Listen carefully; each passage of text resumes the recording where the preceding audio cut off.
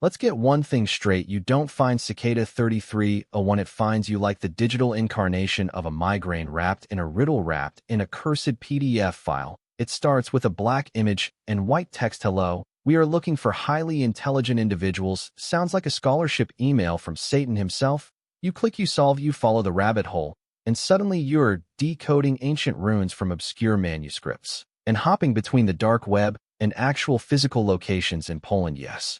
Real geolocation-based clues, as if some Illuminati geek club said, let's LARP as the Zodiac Killer, but for Reddit the kicker, no one knows who they are. Some say it's a recruitment project for MI6, others a rogue AI grooming the next generation of cyber druids. But the truth, it feels like a sentient ARG with abandonment issues, because every time it reappears it vanishes again, poof, like your childhood innocence, or your data after clicking a suspicious onion link. It doesn't want fame, it doesn't want power.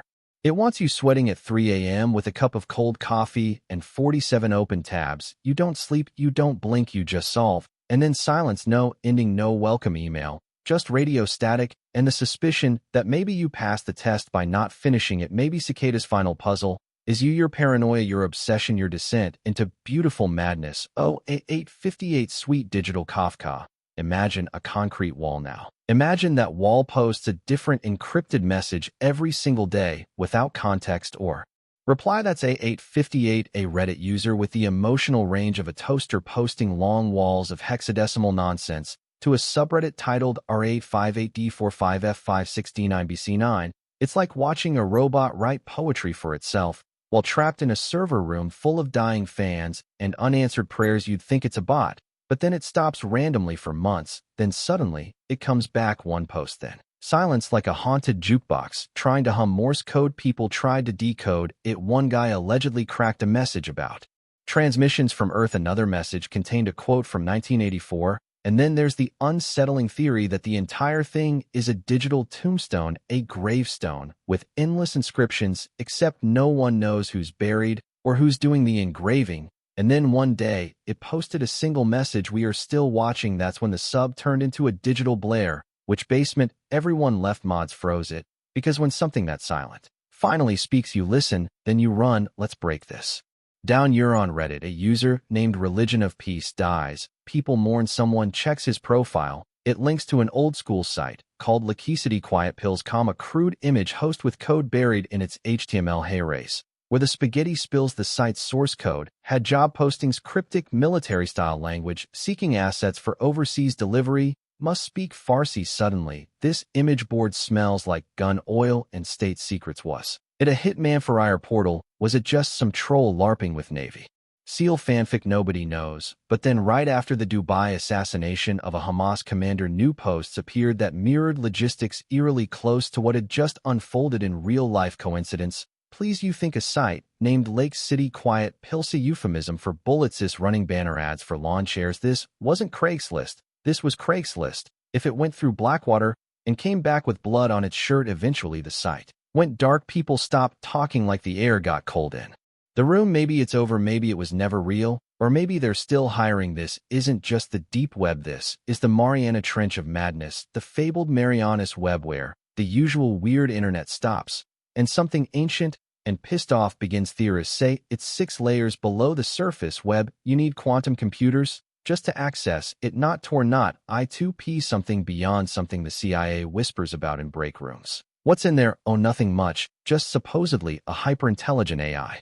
Goddess blackmail databases on world leaders and forbidden knowledge from Atlantis' lost server room. Some even say Marianas web is sentient, like it watches you through your webcam and judges your soul based on your Spotify playlists. Hey race, the irony. There's no proof it exists, no IP address, no screenshots. And yet it's the only internet legend that feels like it knows you're thinking about it. The digital version of looking into a mirror for too long until your reflection smirks. First, maybe Marianas web doesn't exist online. Maybe it exists in your belief. The deeper you dive, the closer it pulls you to that boundary between knowledge and insanity. Dive too deep, and you stop being a user, you become data.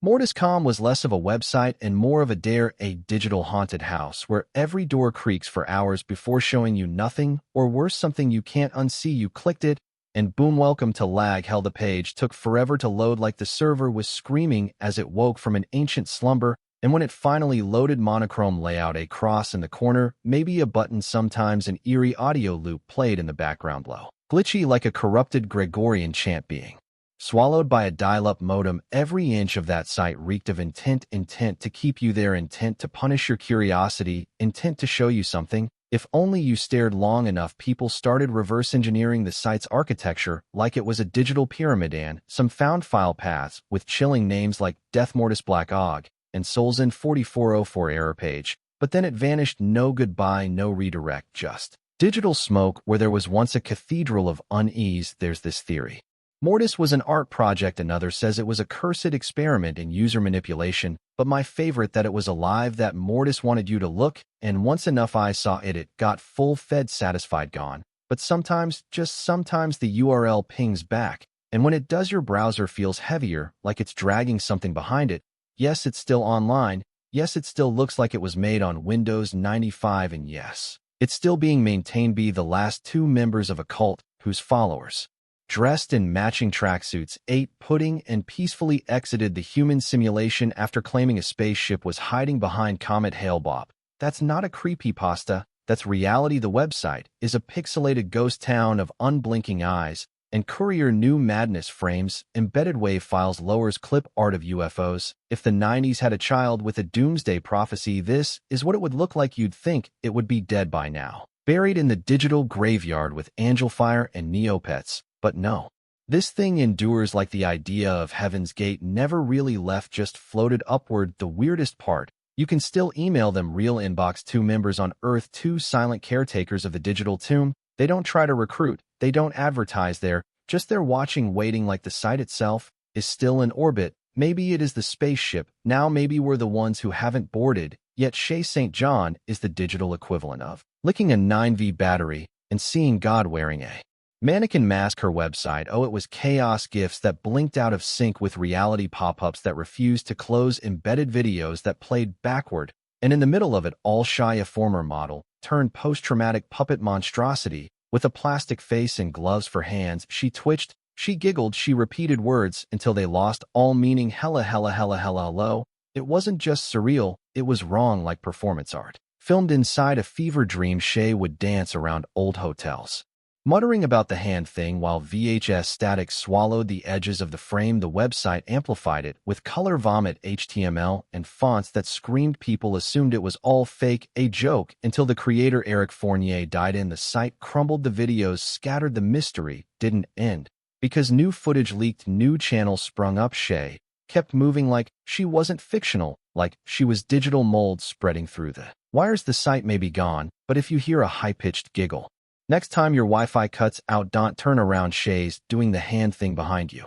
There was a face, a poorly drawn, oddly familiar face. You've never met him, he doesn't exist, but the moment you see him, something primal in your spine twitches. You've seen this man in your dreams, at least that's what the site claimed. This man orb popped up in 2008 like an internet demon with a business card. It told a tale of over 2,000 people who allegedly saw the same stranger in their dreams, same brows, same weird smile, same dead, unblinking eyes. The face looked like if a sketch artist was describing anxiety as a person. The site listed sightings, dream logs, maps, like it was tracking an interdimensional hitchhiker, a being who didn't exist in the real world but showed up nightly in your subconscious to ask about your deepest fears and maybe borrow your socks. Then people started seeing him because of the site. That's the real curse, not the man, but the idea of him, like a meme that crawls into your REM cycles. Psychologists debated it. ARG enthusiasts declared it fiction. Others whispered it was a thought form, something birthed into reality by collective belief. Tulpa wearing khakis. Eventually, the site admitted it was a hoax. But hey, race the kicker, that didn't stop the dreams. So maybe the hoax created him. And maybe now you're next. The videos were simple, grainy walkthroughs of weird indie horror games, the kind that looked like they were coded inside a toaster by a ghost. And then came Sad Satan, uploaded by Obscure Horror Corner in 2015. This game was wrong, not scary, not edgy, wrong. The footage showed endless grayscale hallways, children crying, screams layered under static, politicians' faces glitched into view. Everything about it smelled evil, not scary, not edgy, just evil, like malware designed to break your morality. Then the channel vanished, the uploader disappeared, gone, deleted faster than a guilt trip from the FBI. People searched, they found a few clones, a few corrupted downloads of the game, but nothing real, the original sad. Satan untraceable. There are two theories, it was all performance art, the greatest creepypasta ever played. Someone uploaded something they shouldn't have, something real, and the universe slapped the delete button before we asked the wrong questions. Now obscure horror corner. Is legend digital folklore a quiet warning to never dig too deep into the things that stare back through the screen? The videos were simple, grainy walkthroughs of weird indie horror games, the kind that looked like they were coded inside a toaster by a ghost. And then came Sad Satan. Uploaded by Obscure Horror Corner in 2015, this game was wrong, not scary, not edgy, wrong. The footage showed endless grayscale, hallways, children, crying screams layered under static, politicians' faces glitched into view. Everything about it smelled evil, not scary, not edgy, just evil, like malware designed to break your morality.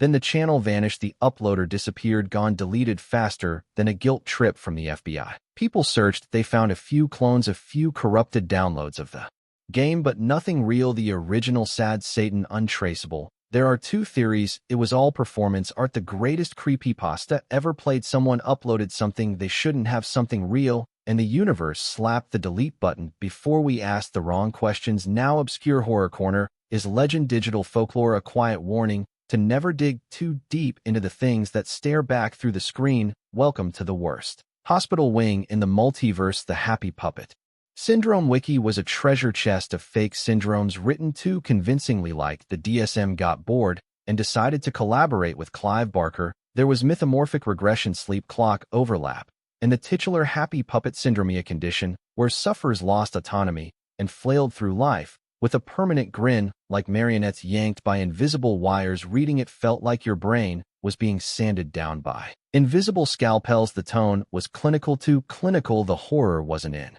the blood or gore, but the deadpan language, the certainty, like the wiki knew things, like it was a copy of real documentation from a world just left of ours. Then one day, gone, the entire site disappeared. No archive, no redirect, just a 404 where your existential dread used to live. And hey, erase the part that still eats at people. Some of those disorders, they're starting to show up in real psych journals, not word for word, but the symptoms, the terminology are leaking. So was the wiki fiction or a future leaked backwards? The Happy Puppet Syndrome Wiki was never horror, it was prophecy, and you missed your appointment.